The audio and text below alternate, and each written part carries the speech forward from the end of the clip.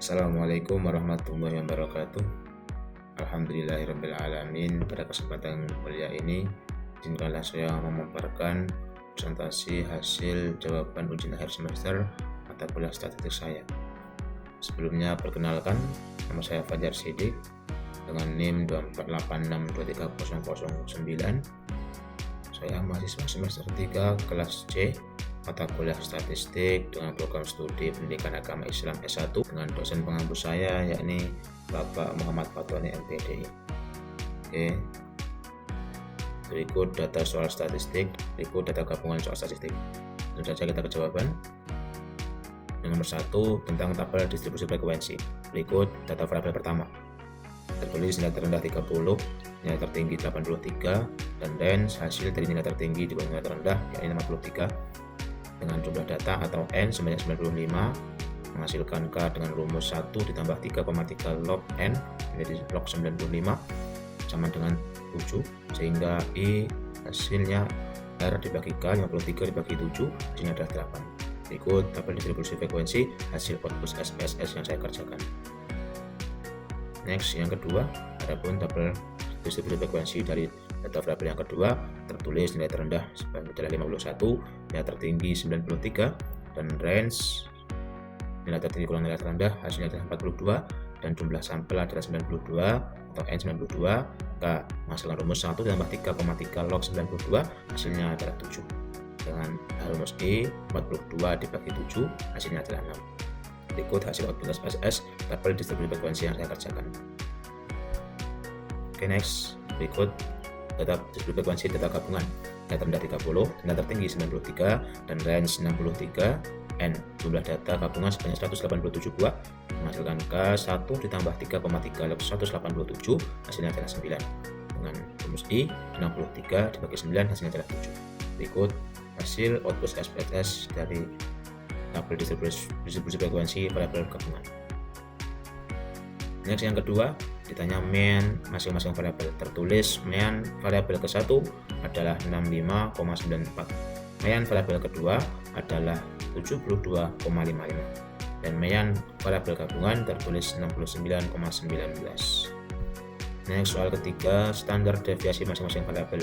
Standar deviasi variabel pertama yakni 14,52, standar deviasi variabel kedua yakni 9,91, dan standar deviasi gabungan yakni 12,87.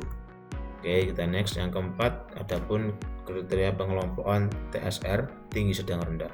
A. Tinggi adalah mean ditambah 1 kali standar deviasi menghasilkan 69,19 ditambah 1 kali 12,87 hasilnya adalah 82. Jadi untuk kelompok tinggi adalah data yang lebih dari 82.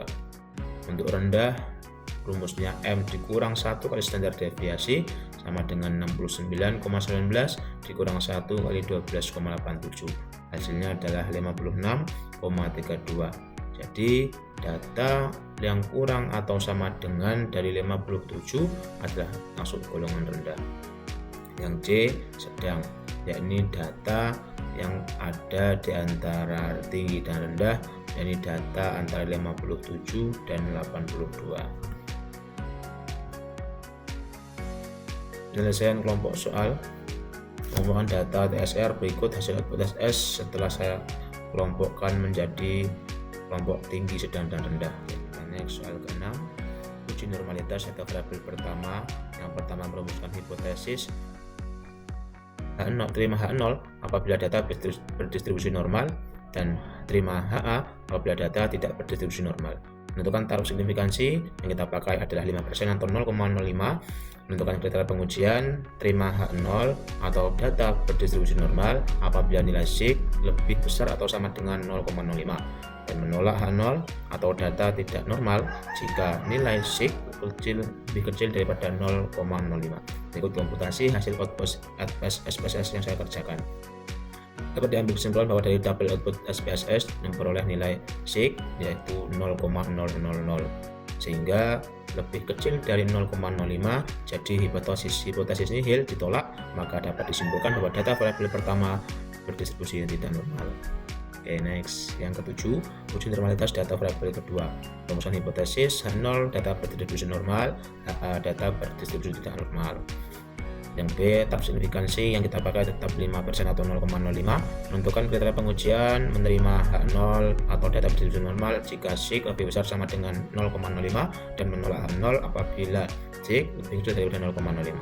Selanjutnya, komputasi hasil output SPSS yang saya kerjakan terdapat pada kolom Kolmogorov-Smirnov karena sampel lebih dari 50, maka kita pakai teknik Kolmogorov-Smirnov.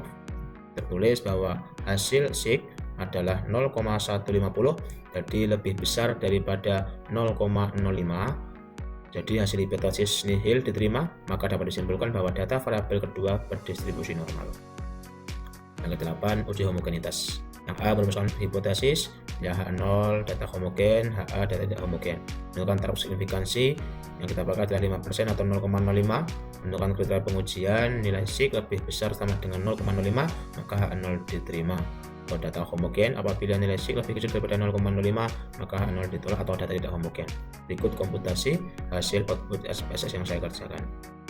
Disimpulkan dari data di atas bahwa nilai SIG 0,000 lebih kecil daripada 0,05, maka dapat disimpulkan bahwa varians atau data variabel yang pertama dan data variabel yang kedua tidak sama atau tidak homogen. Nomor 9, teknik analisis komparatif. Saya menggunakan uji Mann-Whitney-Ohm karena terdapat salah satu tabel tidak berdistribusi normal, yang satunya berdistribusi normal, maka menggunakan uji Mann-Whitney-Ohm. Berikut hasil PSS sehingga ke prosedur pengujian hipotesis analisis komparatif. Prima H0 tidak ada perbedaan rata-rata, yang HA ada perbedaan rata-rata. Taraf signifikansi yang kita pakai adalah 5% atau 0,05. Kriteria pengujian, jika nilai SIG lebih besar daripada 0,05 maka H0 diterima dan HA ditolak, dan nilai SIG lebih kecil daripada 0,05 maka H0 ditolak dan HA diterima. Berikut komputasi hasil output SPSS yang saya kerjakan. Berdasarkan hasil output SPSS, nilai SIG 0,019 lebih kecil daripada 0,05, maka H0 ditolak dan HA diterima, sehingga dapat disimpulkan bahwa ada perbedaan yang signifikan antara rata-rata variabel ke-1 dan data variabel kedua. Terakhir, kesimpulan, terdapat perbedaan yang signifikan antara rata-rata data variabel ke-1 dan kedua. Hal ini dibuktikan dengan adanya nilai SIG 0,019, nilai rata-rata variabel 1 84,90 dan variabel kedua 103,40. Dan karena ada perbedaan yang signifikan, maka dapat disimpulkan bahwa ada pengaruh variabel X terhadap variabel Y. Baik, terima kasih atas perhatiannya. Semoga apa yang saya sampaikan bermanfaat. Bila ada salah, saya mohon maaf. Dari saya, Fajar Siddiq, PDPI semester 3. Saya akhiri. Assalamualaikum warahmatullahi wabarakatuh.